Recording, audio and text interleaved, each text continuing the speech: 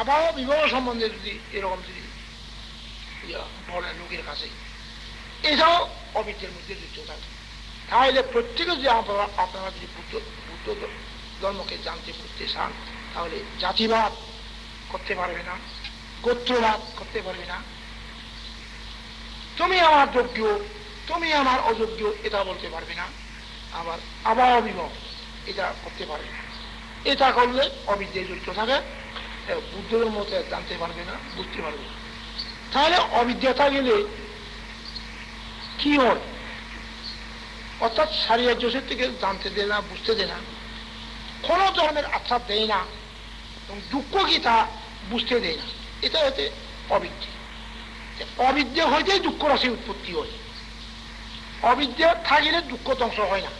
তাহলে এই দুঃখ রাশি কোথায় হইতে আছে? অবিদ্যা। অবিদ্যা হইতে দুঃখ উৎপত্তি হয়। অবিদ্যার দ্বারাই দুঃখ রাশি ধ্বংস হয় না।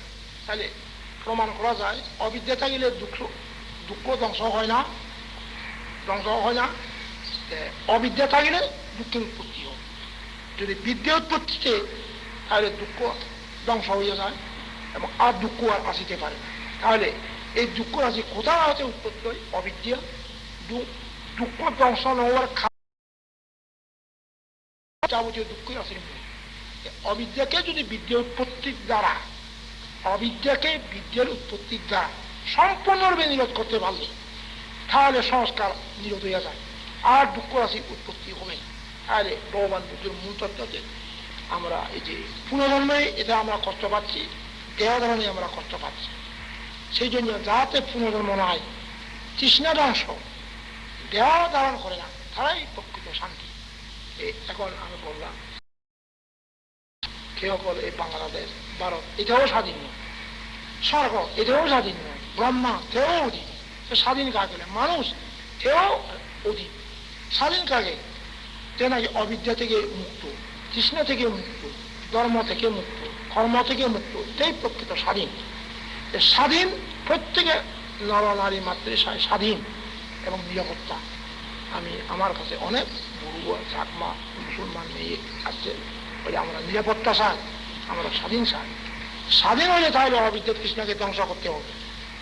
অবিদ্যা তৃষ্ণা থাকলে স্বাধীনতা হবে না, নিরাপত্তা হবে না।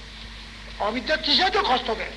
সেই জন্য যদি প্রত্যেকে যদি আমি বলি নিরাপত্তা চান এবং স্বাধীন সুখ করতে চান, তাহলে অবিদ্যাকে ধ্বংস করতে হবে, তৃষ্ণাকে ধ্বংস করতে হবে।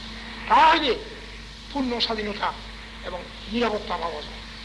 অবিদ্যা থাকলে নিরাপত্তা পাওয়া যায় না, তৃষ্ণা থাকলে নিরাপত্তা পাওয়া যায় না। অবিদ্যা থাকলে এবং দুঃখ ধ্বংস হয় না, তৃষ্ণা থাকলে ধ্বংস হয় না। এই অবিদ্যা, এই তৃষ্ণা, এটাই দুঃখের কারণ।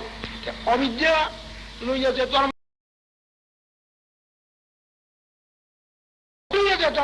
ধর্ম করে তা কষ্ট পায়, মুক্ত হইতে পারে। হাজেই বুদ্ধ ধর্ম জানা বুঝো বা দুষ্কর দুর্গেয় ধর্ম। হাজেই যারা মারশ্রুত, ববশ্রুত, এই সমস্ত ভাবতা মারের অধীন, মারশ্রুত, ববশ্রুত, এই শ্রুতের মধ্যে যারা আসে, তারা এই বুদ্ধ ধর্ম বুঝা কঠিন। মারশ্রুত বন্ধ করা, ববশ্রুত বন্ধ করা। ববশ্রুত, এই যে ববসুখ, ববরা, ববশ্রুত বন্ধ করা, মারশ্রুত বন্ধ করা। যে মারশ্রুত ববশ্রুত বন্ধ করতে পারবে, সেই বুঝিতে পারবে এই ধর্ম। মারশ্রুত একটা ভাবশ্রুত, মারশ্রুত শব্দের একটা ভাবের শ্রুত। ভাবের স্রোত পড়লে মানুষ অবাই রয়ে যায়। ববস্রোত তো ববন্ত সুখ ভোগের বাসনা, ববস্রোত। এই ববস্রোত যদি মুক্ত হয়ে যাবে, এটা শান্তি। যে কোনো ববের মধ্যে মানুষ সুখ করে, ভোগ করে, কিন্তু সুখ করার মতো এই বব অনেক কিছু থাকতে না। এই ববর থাকলে মানুষের দুঃখ পায় এবং জন্ম জরা বেদি মরণ দুঃখ বোধ হয়। হাজাই মনুষ্য সুখ, স্বর্গ সুখ, ব্রহ্মা সুখ, ইনি যে করে ইনির মধ্যে সুখ নয়। ইনির মধ্যে কি আছে? জন্ম জরা বেদি মরণ থাকে। যে জন্মের মধ্যে জন্ম জরা বেদি মরণ থাকে না, এগুলি হচ্ছে লোকোত্তর, এগুলি নির্বাচন। তাহলে বৌদ্ধ হলে যে জন্ম করেন, যদি যে ধর্মের মধ্যে জন্ম দুঃখ, জোড়া দুঃখ, বেদি দুঃখ, মরণ দুঃখ থাকে, এই ধর্ম নিয়ে করা কর্তব্য। যে ধর্ম নাই মধ্যে জন্ম নাই, জোড়া নাই, বেদি নাই, মরণ নাই, এই ধর্ম করো। অর্থাৎ এই মানব ধর্ম বা মনুষ্য ধর্ম বুঝবো। মানব ধর্মকে মনুষ্য ধর্ম বুঝবো। মনুষ্য ধর্ম করলে কি হয়?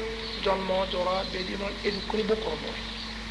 যারা মনুষ্য ধর্ম করিব, মানব ধর্ম করিব, তারা কি ভোগ করণ করিব?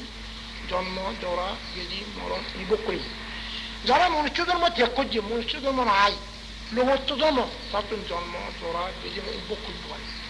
কাজেই তাহলে মনুষ্য ধর্ম আর লোকত্ব ধর্ম, লোকত্ব ধর্ম না পারে কেন? কৃষ্ণই বাধা দিলে লোকত্ব ধর্ম পারে না। লোকত্ব ধর্ম এনে সহজ, কিন্তু আবার কঠিন। কৃষ্ণ যদি বাধা দেয়, লোকত্ব ধর্ম পারবে না। কৃষ্ণ যদি বাধা দিতে না পারে, তাহলে লোকত্ব ধর্ম সহজ। তো কৃষ্ণই বলে যে কি, যদি লোকত্ব হয় আমি তো থাকতে পারবো, আমি তো পরাস্ত হলাম।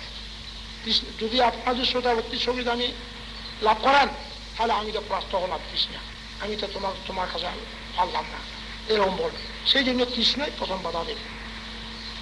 কৃষ্ণই লোকোত্তর বাধা। কৃষ্ণ যদি বাধা দিয়ে না পারে, প্রত্যেকে লোকোত্তর হতে পারে, আমি এটা বলি। কৃষ্ণের কারণে লোকোত্তর হতে পারে, বরাবর বাধা দেবে কৃষ্ণ। কাজেই সে কৃষ্ণকে ধ্বংস, বিদ্যা দরকার। বিদ্যা না হলে সে বিদ্যা কোথায়? বিদ্যা কি? আমরা লেখাপড়া করি, বিয়ে পাস, ইনি বিদ্যা, এই প্রকৃত বিদ্যা নয়, প্রকৃত বুদ্ধ বিদ্যা। বুদ্ধ বিদ্যা অন্য অন্য যে পৃথক আছে। বুদ্ধ বিদ্যা কি? দুঃখের জ্ঞান, এটা হচ্ছে বুদ্ধ বিদ্যা। দুঃখ সমাধির জ্ঞান, এটা হচ্ছে বুদ্ধ বিদ্যা। দুঃখ নিরোধের জ্ঞান, এটা হচ্ছে বুদ্ধ বিদ্যা। দুঃখ নিরোধগামী প্রতিবোধা জ্ঞান, এটা হচ্ছে বুদ্ধ বিদ্যা। দুঃখ জ্ঞানে দুঃখ সত্য বুঝো, এটা হচ্ছে বুদ্ধ বিদ্যা। দুঃখ সমুদয় জ্ঞানে সমুদয় বুঝো, এটা হচ্ছে স্ত্রী পুরুষ, এটা অর্থাৎ একদম মুছে বেরিয়ে দিতে হবে।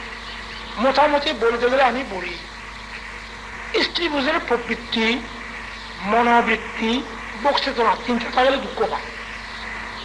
এই মনোবৃত্তি থাকলে এটা মা, বক্সেতনা থাকলে এটা মা, স্ত্রী বুঝের প্রবৃত্তি থাকলে এটা হচ্ছে অবৃত্তি। তাহলে যার স্ত্রী পুরুষের, অর্থাৎ ইনি স্ত্রী ইনি পুরুষ যদি থাকতে পারে না, এটাই শান্তি। যদি ইনি স্ত্রী ইনি পুরুষ বলে, এটাই অবৃত্তি। তারপর মনোবৃত্তি, মনোবৃত্তি বলে মনোবৃত্তি রাখি যে আমি পাপ করবো, পাপ কার্য দ্বারা আমি সুখ লাভ করবো, এটা হচ্ছে মনোবৃত্তি। অর্থাৎ আমি পাপ করবো, পাপ কার্য দ্বারা আমরা সুখ লাভ করবো, এটাও হচ্ছে মনোবৃত্তি, এটাও দুঃখ। আবার বক্সেতনা, বক্সেতনা অর্থাৎ কাজ করবো বা পাইছি, এটা হচ্ছে বক্সেতনা, এটাও মা কৃষ্ণীয়। তাহলে দেখা যাচ্ছে নির্বাণের মধ্যে প্রাণ নাই, বৌদ্ধের মধ্যে প্রাণ নাই। তাহলে প্রাণ থাকলে যে হবে অজ্ঞান প্রাণ, তাহলে অন্যান্যদের মধ্যে প্রাণ আছে, যেমন দেবতাত্মের প্রাণ আছে, সেই অবিদ্যা। ব্রহ্মাত্মের প্রাণ